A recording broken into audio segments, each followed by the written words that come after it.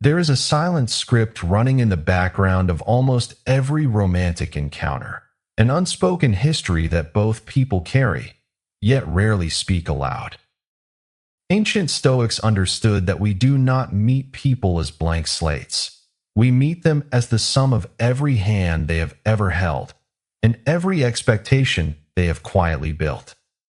But there is one subtle behavioral shift, a pattern hidden in plain sight, that reveals exactly how a person views intimacy and whether they are truly present with you, or merely repeating a well-rehearsed performance.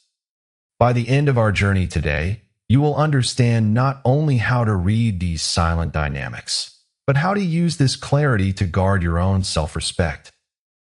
Let us begin by looking at the reality of human connection. When we interact with someone, we often listen to their words while ignoring the silent language of their actions. Yet, psychology suggests that our past choices leave indelible imprints on our present behavior. To understand these patterns is not to judge, but to see clearly, stripping away illusion so we can make virtuous decisions. Epictetus famously taught that it is not things themselves that upset us, but the judgments we form about those things.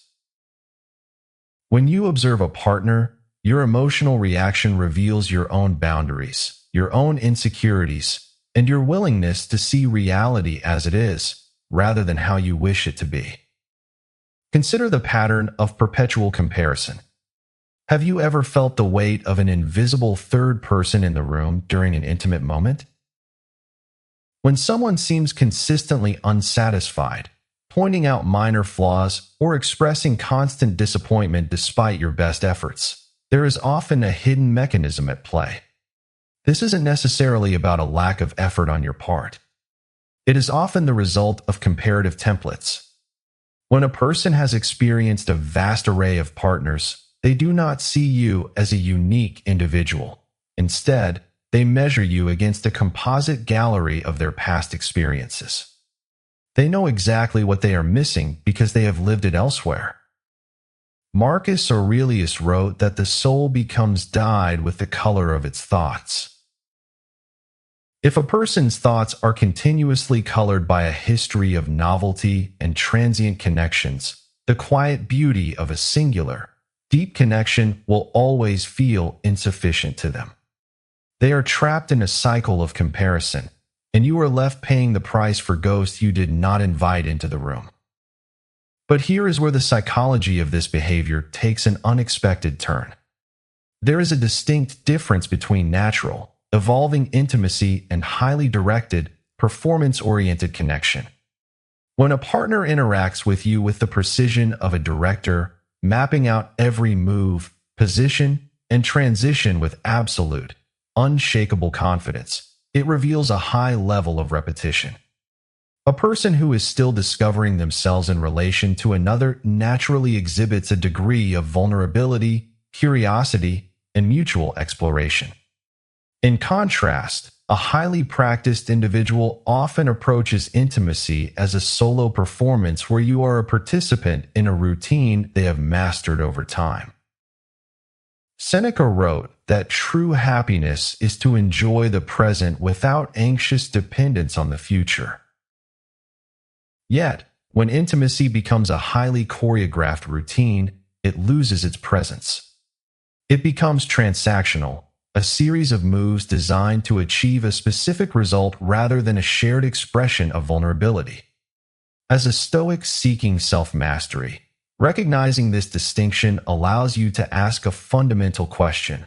Are you building a genuine connection, or are you merely playing a role in a script that was written long before you arrived? This leads us to a deeper, more challenging realization. What happens when connection itself is treated as a currency? In our modern world, the lines between genuine affection and transactional utility have become increasingly blurred. When affection, attention, or physical intimacy are offered only in exchange for material gain, gifts, or financial security, the relationship ceases to be a union of souls. It becomes a market exchange. Do not misunderstand this. It is natural to want to provide for and cherish the person you care about. But when intimacy is held behind a paywall of expectations, it is a clear indicator of a behavioral pattern. It suggests that they have learned to view their presence as a commodity to be traded. Epictetus reminded us that no great thing is created suddenly. True affection and respect cannot be bought. They must be cultivated through shared virtue, mutual trust, and emotional labor. If you find yourself in a transaction, you must realize that you are dealing with someone who has likely operated this way in the past, and you will not be the one to change their business model. Have you ever caught yourself ignoring these subtle cues because you were too caught up in the excitement of the moment? It is easy to let the ego take over, to believe that a rapid escalation of intimacy is a testament to your personal charm. But let us look at the velocity of connection through a realistic psychological lens. When someone is comfortable bypassing the phase of building trust and safety, consenting to deep physical intimacy almost immediately, it suggests a comfort level born of high familiarity. To a self-respecting individual, their body and energy are sacred boundaries. They protect them because they value their own peace of mind and physical well-being. But when these boundaries are highly porous, allowing quick and casual access, it often indicates that the act of intimacy has been decoupled from emotional significance. It has become a casual sport, a temporary relief from boredom or loneliness. Marcus Aurelius emphasized that we have power over our minds, not outside events. When you realize this, you stop viewing quick physical access as a personal victory and begin to see it as a reflection of the other person's relationship with themselves.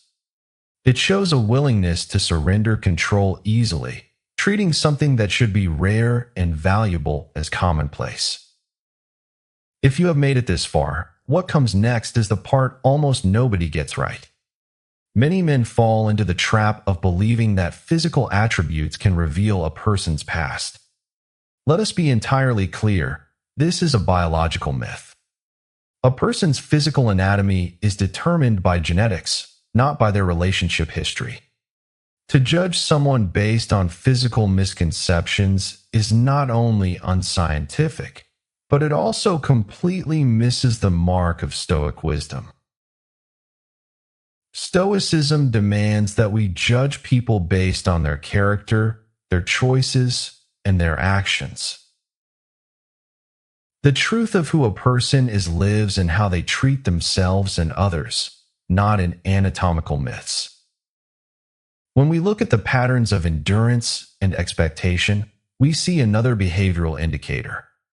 In a healthy relationship, physical intimacy is a natural flow of energy that has its limits. However, when a partner exhibits an insatiable, almost exhausting demand for constant physical stimulation, never seeming to reach a point of emotional or physical rest, it often points to a deeper hunger. This is not simple vitality. It is often an addiction to the chemical high of novelty. When a person has hopped from one high-intensity encounter to another, their baseline for stimulation becomes incredibly high. Normal, peaceful connection feels boring to them. They require constant, intense escalation to feel anything at all. Ask yourself, are you looking for a partner with whom you can build a tranquil life of mutual growth, or are you chasing someone who is constantly running from their own internal silence? Understanding these patterns is not about casting stones or harboring resentment. The past is an external event. It is beyond our control. Stoicism teaches us to focus entirely on what is within our power, our own choices, our own boundaries, and our own character. When you observe these signs in a partner, you are being handed data. You are seeing a map of their values and their relationship history. Your task is not to change them, to rescue them, or to condemn them. Your task is to look at that map and decide, with absolute clarity if their path aligns with yours. To build a life of genuine confidence, you must be willing to walk away from connections that require you to compromise your self-respect. You must seek partners who value intimacy as a sacred trust, not a casual transaction or a repetitive game. By focusing on virtue, emotional intelligence, and mutual respect, you naturally elevate the quality of your relationships. You stop being a spectator in other people's patterns and become the conscious author of your own life. As you navigate your path, remember to stay present, stay observant, and never compromise the clarity of your vision for a temporary illusion of connection. If you found deep value in these reflections, consider subscribing to the channel, leaving your thoughts in the comments, and sharing this with someone who needs to hear this truth.